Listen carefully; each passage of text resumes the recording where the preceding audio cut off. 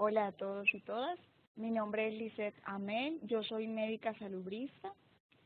Estaré compartiendo con ustedes hoy el tema de la actualización en la guía de enfermedad pulmonar obstructiva crónica en el diagnóstico oportuno y manejo integral desde la atención primaria.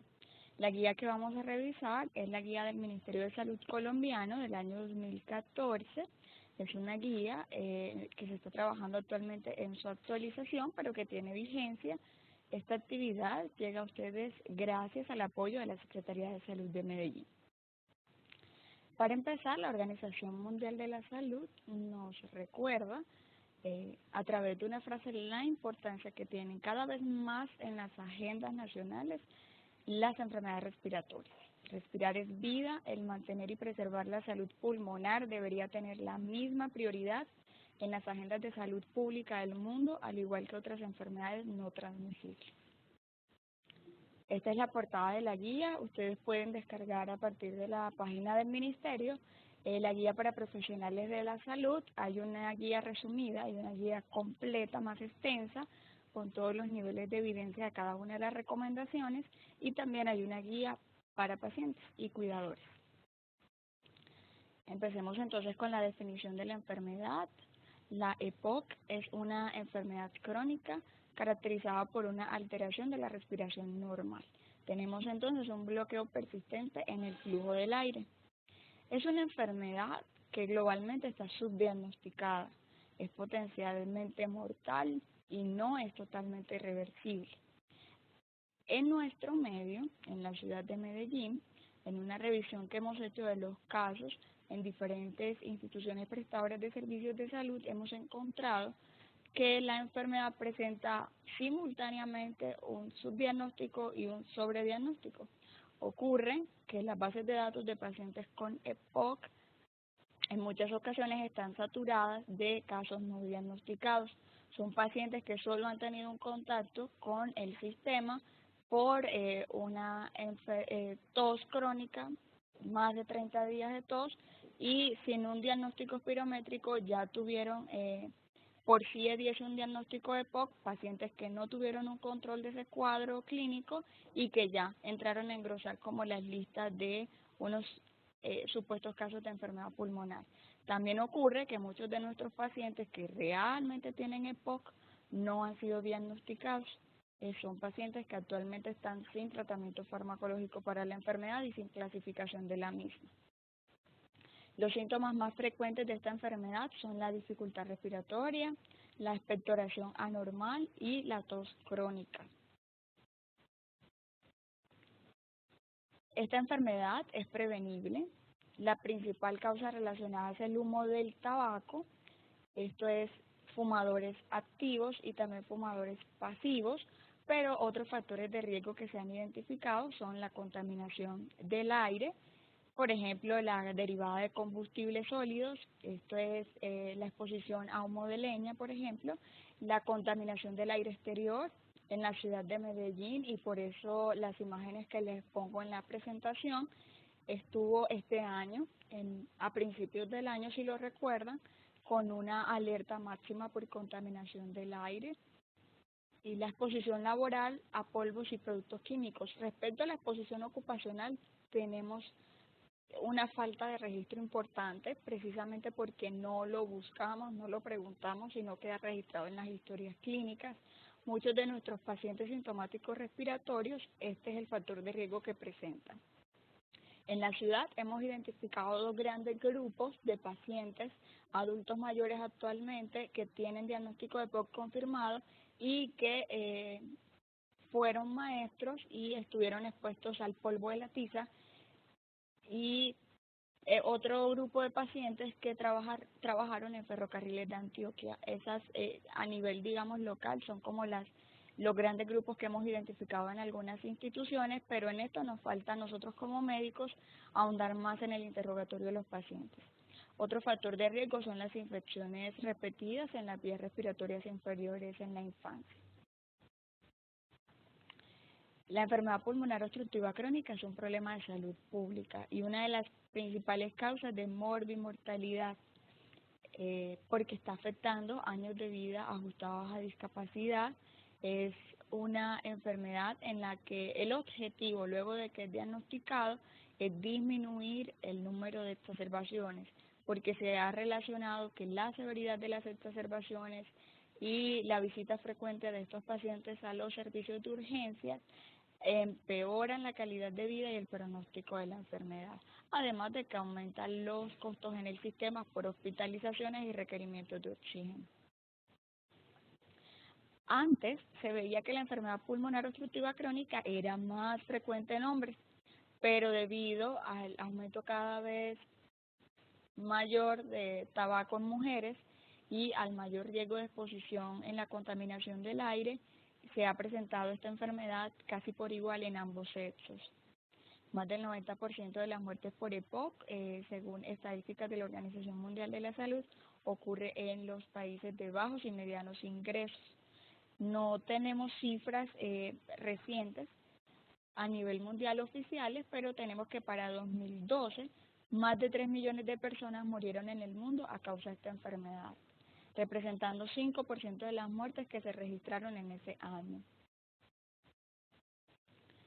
Esta enfermedad afecta a personas a partir de los 40 años, sin embargo, es más frecuente encontrarla en hombres y mujeres mayores de 60.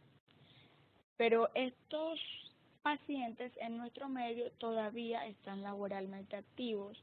Entonces la EPOC es una enfermedad que también nos está causando años de vida ajustados por discapacidad a nivel local y a nivel mundial. En Colombia tenemos unas cifras no tan recientes de entre el periodo de tiempo de 2009-2011, donde se registraron 10.000 muertes anuales por esta causa. Recordemos que en la EPOC estas muertes en un gran porcentaje son prevenibles. A nivel nacional tenemos un comportamiento entre los años 2010 a 2014 donde se observa que aunque disminuye ligeramente la mortalidad por EPOC en hombres, parece que aumentará en la misma proporción en las mujeres.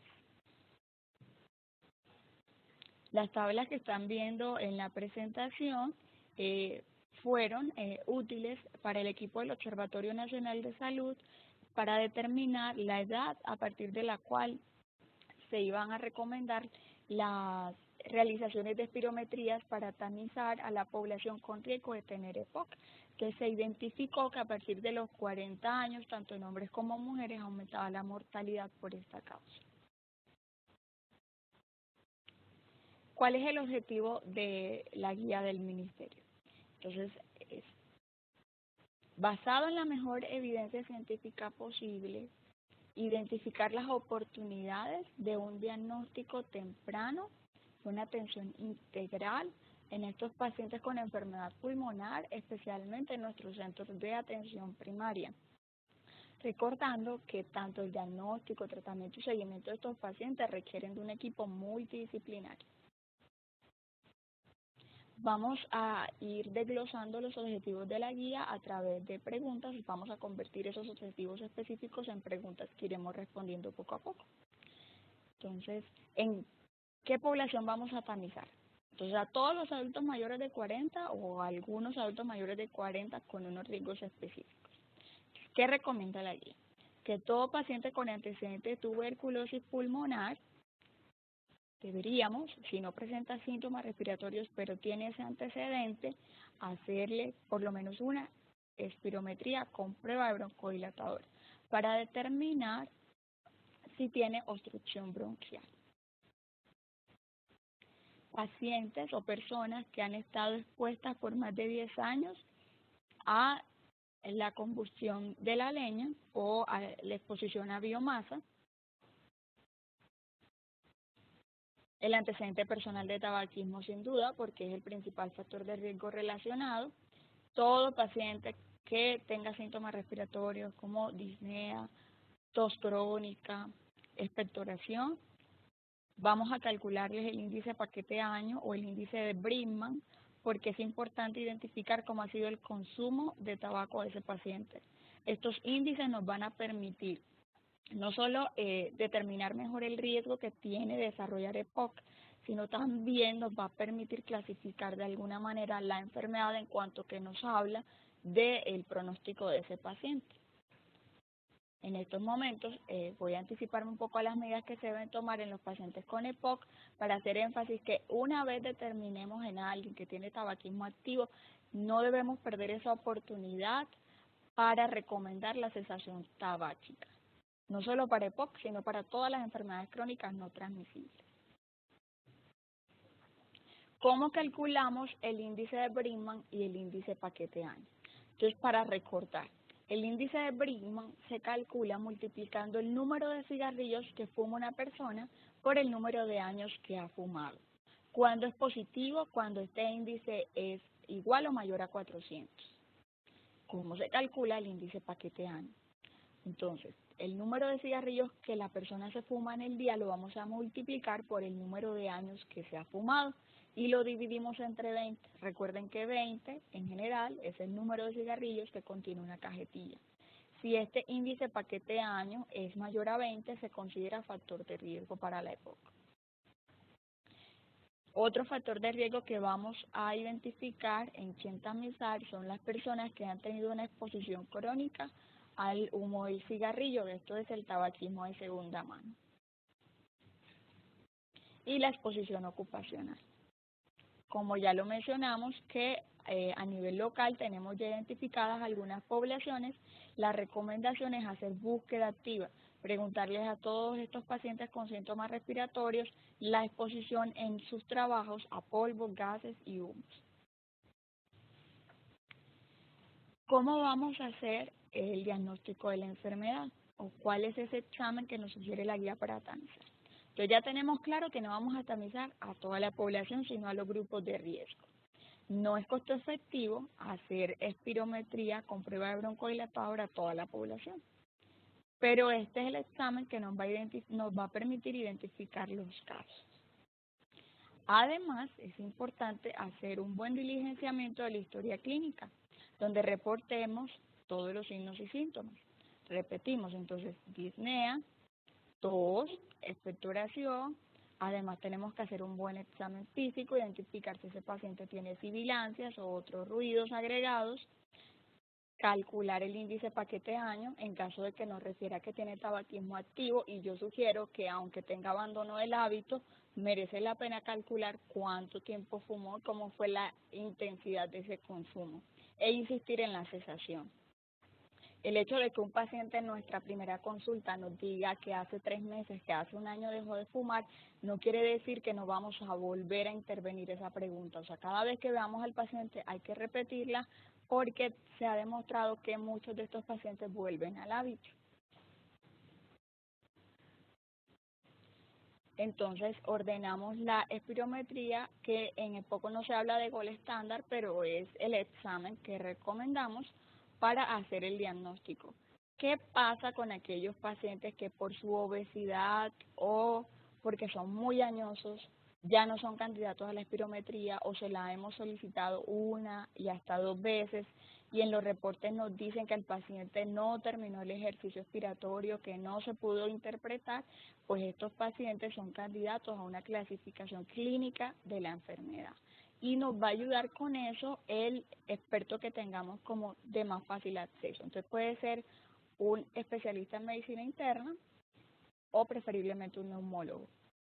En la historia clínica de este paciente se debe escribir siempre, es un paciente que no tiene clasificación espirométrica, la razón y qué clasificación clínica se dio en base pues a la recomendación del especialista. Luego que tengamos esta clasificación, pues ya determinamos el tratamiento, pero siempre esta información debe reposar en la historia clínica. No se les olvide reportar cuándo fue la última espirometría que se le realizó al paciente y los valores. Ojo, los valores de las variables, no solo la interpretación que hizo el aparato que realizó la espirometría, porque no necesariamente esto corresponde a una adecuada interpretación de estos valores, y también debemos reportar si el paciente ya ha sido, digamos, objeto de ordenamientos de espirometría y no ha logrado realizarlo y tiene un diagnóstico clínico. ¿Qué otros exámenes debemos solicitar? Tenemos que pensar también en los diferenciales, es decir, si queremos hacer un diagnóstico del EPOC, puede que ese usuario, ese paciente no tenga EPOC, tenga otra cosa, entonces hay que aprovechar, digamos, las primeras consultas para solicitar lo más que podamos, pero con criterio. O sea, no es que le vamos a pedir gases arteriales a todos los pacientes de entrada, ni le vamos a pedir rayos X de tórax a todos, lo ideal, pero también tenemos que optimizar los recursos del sistema. Entonces, ¿qué se sugiere? Radiografía de tórax, oximetría de pulso, si están disponibles gases arteriales, un hemograma, pero tienen que individualizar los ordenamientos de acuerdo al paciente que tengan. La espirometría es el examen más fundamental para diagnosticar EPOC. Tenemos que saber interpretar espirometrías. Cuidado con estar solo transcribiendo los reportes de los espirómetros, porque, repito, muchas veces estos informes contienen errores. Incluso hemos encontrado espirometrías donde por gráfica sabemos que no deberíamos interpretarla porque estuvo mal realizada. Desafortunadamente, los prestadores nos siguen cobrando estas espirometrías y nosotros, de una manera incorrecta, empezamos a transcribir los reportes de un aparato automatizado y probablemente eso no indique el verdadero estado de obstrucción o no que tenga el paciente. ¿Cuáles son los valores que debemos reportar en la espirometría? Entonces, la capacidad vital forzada, el volumen máximo aspirado en el primer segundo y la relación de los anteriores. Pre y post broncodilatador. Una espirometría bien reportada en la historia clínica debería contener estos valores para que cualquier persona que revise esa historia clínica en el futuro pueda clasificar la enfermedad y o analizar si está de acuerdo o no con su conducta de tratamiento o seguimiento para ese paciente. Este curso no tiene como objetivo enseñarles a interpretar una espirometría, sin embargo, les dejo en la presentación algunas ideas o sugerencias de interpretación. Este patrón, pues, este cuadro de patrones espirométricos ya lo deben conocer o estar familiarizados con él si han visto pacientes con EPOC, en donde tenemos los posibles patrones que nos puede dar una espirometría. El obstructivo, que es donde están la mayoría de nuestros pacientes con EPOC, el mixto, donde también están un gran grupo de pacientes con EPOC, los restrictivos, generalmente son nuestros pacientes con asma u otra patología restrictiva, y el patrón espirométrico normal.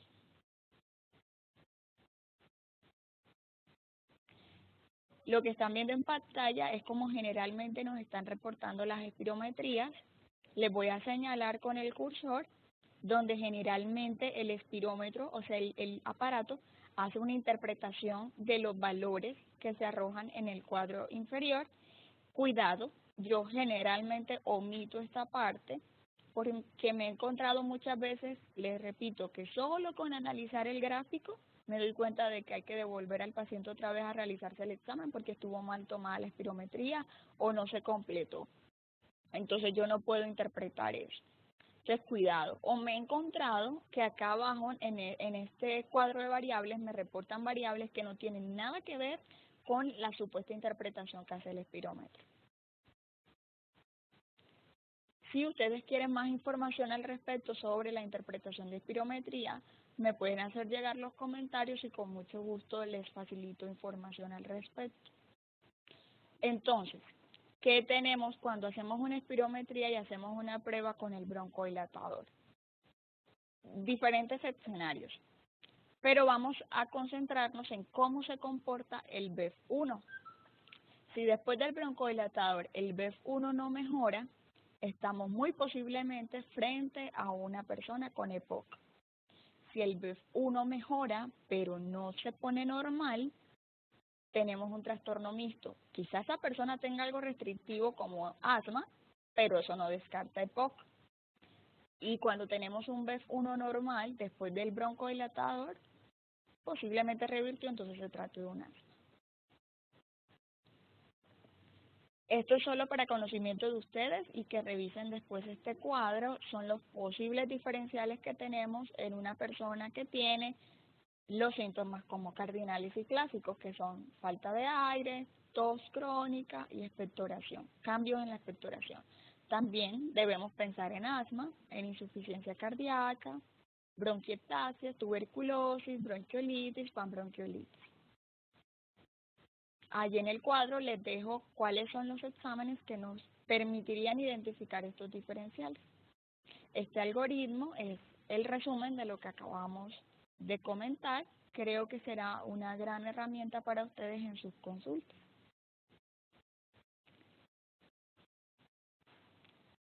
¿Cómo clasificamos la enfermedad? ¿Qué nos sugiere la guía colombiana? Se van a encontrar que hay muchas clasificaciones. Una de las más populares es la clasificación GOLD, que se actualiza cada año. La guía colombiana nos sugiere otra que es una clasificación muy amigable, que incluye variables que podemos obtener muy fácilmente en la consulta y que es una modificación a una clasificación que requiere una prueba de caminata, que es el BODE. La clasificación BODE fue modificada para hacerla en atención primaria y se cambió esa prueba de caminata. Entonces, esta clasificación la llamamos BODE, termina en X, donde la B quiere decir cuerpo, es body, es índice de masa corporal, la O es de obstrucción, la cual nos va a ser determinada por la espirometría. D de disnea, de la escala modificada de la disnea, vamos a extraer el valor correspondiente a esa variable. Y exacerbaciones, SLX. Las exacerbaciones entran como a reemplazar la prueba de caminata porque esa no podríamos hacerla en atención primaria. Una vez estén familiarizados con la clasificación BODE, va a ser muy fácil para ustedes hacerla en cada una de las consultas de control de los pacientes con EPOC. Es bastante sencillo. Recordemos que siempre tenemos que interrogar bien a nuestros pacientes. Esta es la escala modificada de la disnea, es la que vamos a usar. También es una herramienta que pueden tener en su consulta mientras se la aprenden. Sugerencia desde la experiencia de atender en consulta pacientes con EPOC es cuidado cómo realizamos estas preguntas, porque los pacientes con EPOC tienden a adaptar su rutina a las limitaciones del flujo de aire. ¿Qué quiere decir esto? Que si un paciente con EPOC está notando que para subir una cuesta se le dificulta, va a evitar subirla y va a tratar de caminar por donde sea un camino plano.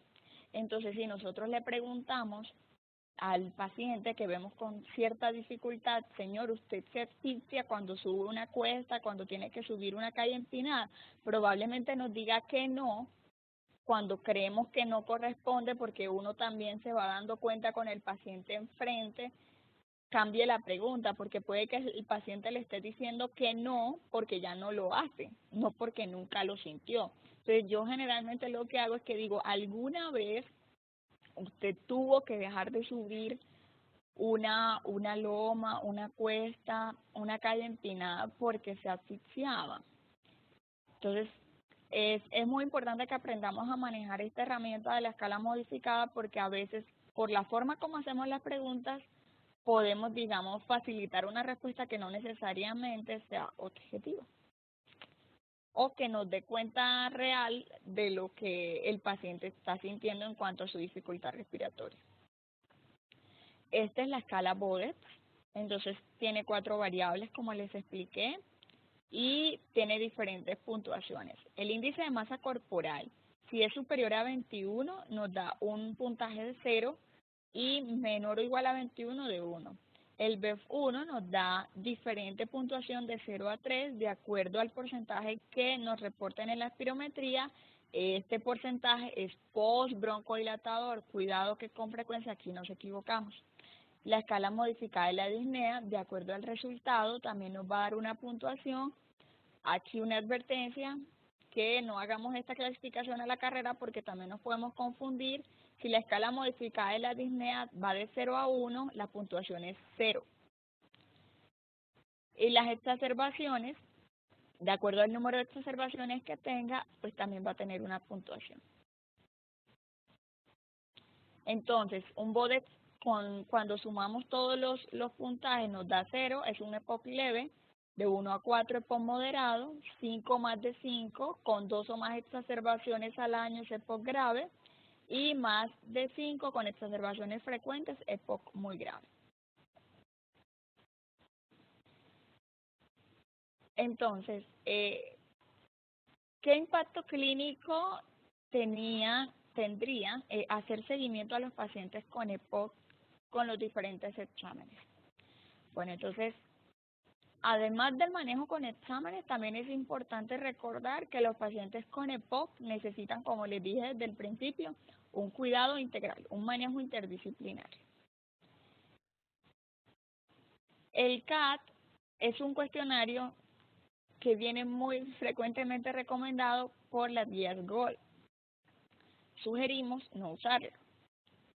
Es difícil de aplicar, es difícil controlar las respuestas que no necesariamente dan una información verídica de la dificultad respiratoria que tenga el paciente.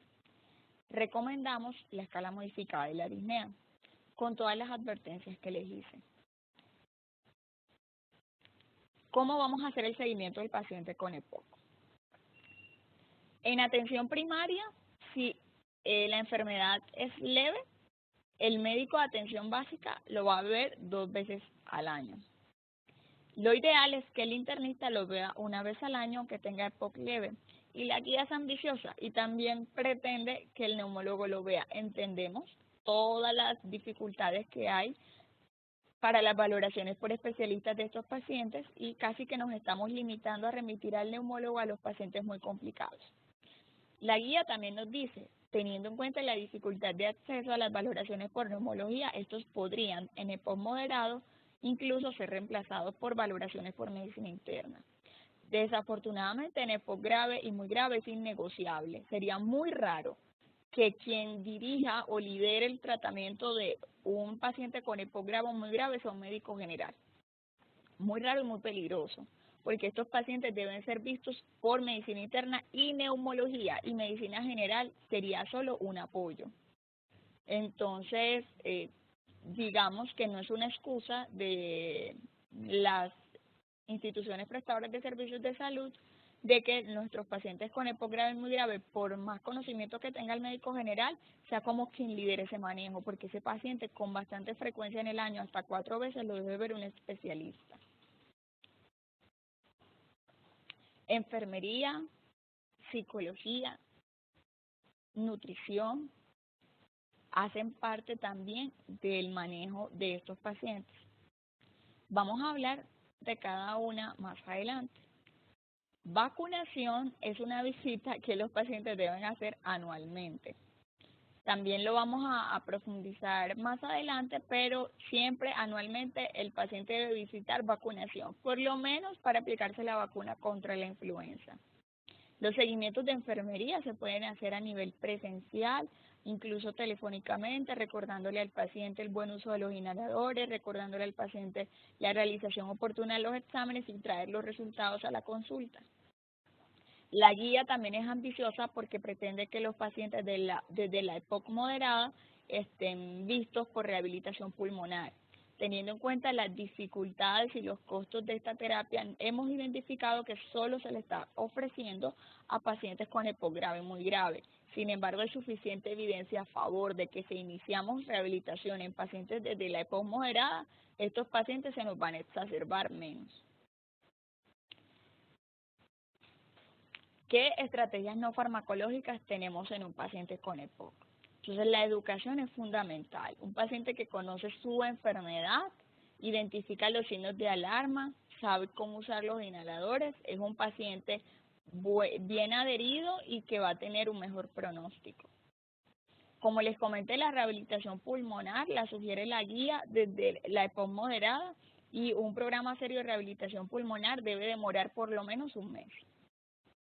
La nutrición es fundamental en un paciente con EPOC, especialmente aquellos que tienen un índice de masa corporal menor a 21, porque son pacientes que están disminuyendo su peso por el uso de músculos accesorios para la respiración probablemente, entonces requieren un apoyo nutricional importante. Recordar a los médicos que me escuchan que nosotros no somos nutricionistas, mucho menos nutriólogos, y que no deberíamos estar suplementando a estos pacientes. El apoyo psicológico es muy importante. No hay evidencia de que, digamos, tenga un impacto en la disminución de las exacerbaciones. Se puede recomendar, especialmente en aquellos pacientes con EPOC que tengan depresión y ansiedad. La terapia respiratoria definitivamente mejora mucho la calidad de vida de estos pacientes. Lo ideal es que no esperemos a que esté hospitalizado o muy complicado para ofrecérsela. La vacunación que tiene mejor evidencia y que tiene muy fuerte evidencia a favor es la vacunación contra la influenza. Se la deberíamos garantizar a todos nuestros pacientes con EPOC. ¿Qué pasa con la vacuna contra neumococo? Ha sido evidente que disminuye la adquisición de neumonía en la comunidad. Deberíamos sugerirla en pacientes menores de 65 años, especialmente los que tienen un BEF1 menor del 40%. Sé que hay dificultades de acceso para esta vacuna. Mi recomendación es que cuando veamos a estos pacientes les sugerimos que la tengan. Los pacientes muy graves deberían tenerla.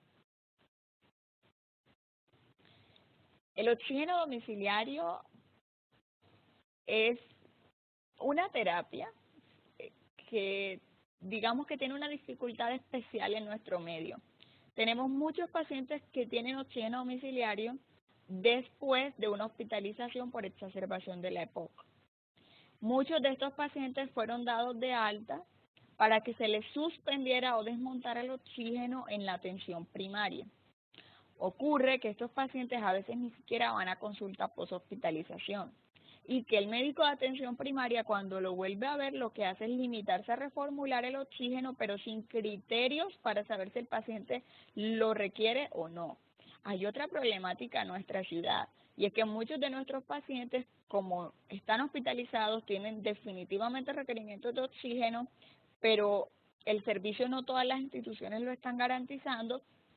Están ocupando camas hospitalarias esperando que se les resuelva la asignación del oxígeno domiciliario. Recomendación en las consultas de todo paciente con EPOC que tenga uso de oxígeno domiciliario, estar realizándole gases arteriales para demostrar que tienen una presión arterial de oxígeno menor de 55 milímetros de mercurio en reposo. Si esa presión arterial de oxígeno en gases arteriales no es menor y creemos que el paciente tiene el oxígeno domiciliario por EPOC, entonces hay que desmontar. El manejo con inhaladores de la EPOC se va a diferenciar de acuerdo a qué EPOC tenga, desde leve, moderado, grave y muy grave. Como este curso no va a hacer énfasis en farmacología, les voy a dejar la presentación, sin embargo, como para hablar de consideraciones generales, en el EPOC leve vamos a trabajar con inhaladores de acción corta, los más conocidos, ipratropio y salbutamol. Lo ideal es empezar con ipratropio, pero sabemos que muchos de nuestros pacientes cuando llegan a consulta ya tienen el salbutamol porque se lo recetó el que trabaja en la farmacia del barrio. Entonces, pero si el paciente nunca ha usado, lo ideal sería empezar con ipratropio, que hay mejor evidencia. Desde la EPOC moderada, la guía nos sugiere escalar el tratamiento y ordenar inhaladores de acción larga. Sé que hay dificultades en algunas instituciones prestadoras de servicios de salud para acceder a esto. Sé incluso que en algunas instituciones el médico general no lo puede ordenar. Si nosotros nos comprometimos con esta guía y el paciente ya clasificó en un EPOC moderado y sabemos que se beneficia de inhaladores de larga acción, entonces es hora de remitir a ese paciente con una indicación clara del ordenamiento de estos inhaladores. Si el paciente tiene dificultades o barreras administrativas para tener estos inhaladores, que quede en la historia clínica registrado que nosotros reconocimos esa necesidad, ordenamos el tratamiento, pero que no se le ha garantizado al paciente. Ojo en la EPOC moderada, que nosotros deberíamos ayudar a los comités de farmacovigilancia a identificar el uso de la teofilina. No deberían nuestros pacientes con EPOC estar usando actualmente teofilina. En la presentación les dejo el porqué más claro, es decir, todos los efectos adversos que se han relacionado con este uso. Y además no presenta ningún beneficio. para un paciente con EPOC. Es más, bueno, estos pacientes que deban tener el uso de la teofilina, digamos que es muy estrecho el grupo. Entonces, para la revisión que hemos hecho en la ciudad, en diferentes instituciones, la mayoría de las prescripciones de teofilina no tienen indicación. Siempre que ordenemos inhaladores, verifiquemos, por favor, que el paciente lo sepa usar. Somos muy buenos para ordenar inhaladores y a veces ni siquiera nosotros mismos sabemos cómo se usa. En el EPOC grave, ya seguimos con inhaladores de larga acción y de acuerdo a las exacerbaciones que presenta el paciente, vamos a tener que además adicionar un corticoide. En la presentación pues les dejo el tratamiento sugerido por la guía. Y cuándo ir escalando. En los pacientes con EPOC muy grave, pero aparte tienen tos crónica molesta, se ha demostrado y hay una recomendación fuerte a favor que adicionar a la terapia el roflumilast puede ser benéfico. Entendiendo que algunos de nuestros pacientes difícilmente van a acceder a esto por todas las barreras administrativas del sistema. Pero es importante que lo conozcamos y que lo sugiramos. Pacientes que tengan exacerbaciones frecuentes, cambios en la expectoración, recordemos que se benefician si tienen una clasificación muy grave de la adición de macrólidos. En esta tabla les resumo el tratamiento farmacológico con inhaladores de acuerdo a la gravedad de la enfermedad. Es muy importante esta tabla y me gusta mucho dejarlas porque a veces no tenemos el resultado de la espirometría. Tenemos casi la certeza de que el paciente tiene EPOC. Si usted se quiere comprometer con el diagnóstico, dejando claro que aún no tiene confirmación espirométrica, quiere mandar inhaladores, cree que el paciente los necesita, arguméntelo.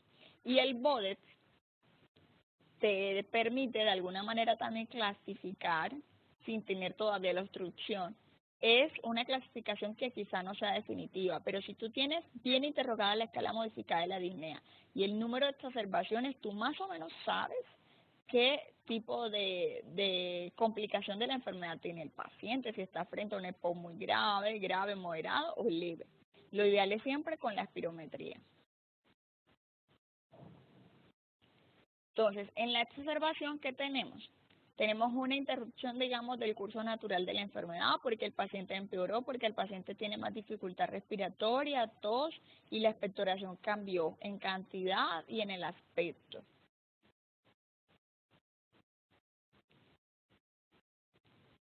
En estos pacientes la guía nos va a mostrar una herramienta que es una tabla para identificar el riesgo de muerte que tiene. ¿Por qué es importante? Porque si este paciente nos llega a consulta debemos saber si nos quedamos con él y lo tratamos o si lo remitimos al servicio de urgencia más cercano. Este es el algoritmo para las exacerbaciones y esta es la tabla de la que les hablaba. Entonces, dependiendo de la edad del paciente, de los signos clínicos que tenga en el momento y de la escala modificada de la disnea, yo voy a saber si me quedo con él o no. Cuando saquemos la cuenta pues, de los puntos de esa clasificación, si tiene 4 puntos o más, tenemos que remitir a urgencias porque ese paciente tiene alto riesgo de muerte. El tratamiento en urgencias que generalmente se ofrece a estos pacientes es el oxígeno, inhaloterapias, terapia respiratoria y los inhaladores de corta acción. El uso de antibióticos en pacientes que tienen exacerbación, en EPOC moderada y grave, que tengan esputo purulento. Aquí les dejo una actualización de los antibióticos con las dosis sugeridas, los esquemas. El uso de esteroides es indicado en las exacerbaciones. Generalmente estos pacientes van a estar en los servicios de urgencias y, sin embargo, en la atención primaria, si es un paciente que no tiene alto riesgo de muerte, lo podríamos ordenar oral. Aquí les dejo las dosis sugeridas. Recuerden, no más teofilina, las metilxantinas no más en los pacientes con EPOC. No se recomienda su uso. Este es el algoritmo, otro de las exacerbaciones para su revisión. La bibliografía en la que me basé para hacer esta presentación. Si requieren información adicional, con el mayor gusto se las compartiré. Si requieren información sobre la correcta interpretación de espirometría, también. Si ustedes se sienten más cómodos clasificando a los pacientes con GOL, lo respeto, pero háganlo bien, porque también revisando historias clínicas de colegas me doy cuenta de que dicen clasificar por GOL, pero uno ya al final no sabe qué actualización del GOL usaron y no corresponde la tal clasificación con el tratamiento que ordenan. Nuestra mejor herramienta sigue siendo la historia clínica o las notas, porque también enfermería hace notas, psicología hace historias, nutrición, entonces que quede bien consignada la información en la que nos basamos para tomar nuestras decisiones. Muchísimas gracias por su amable atención.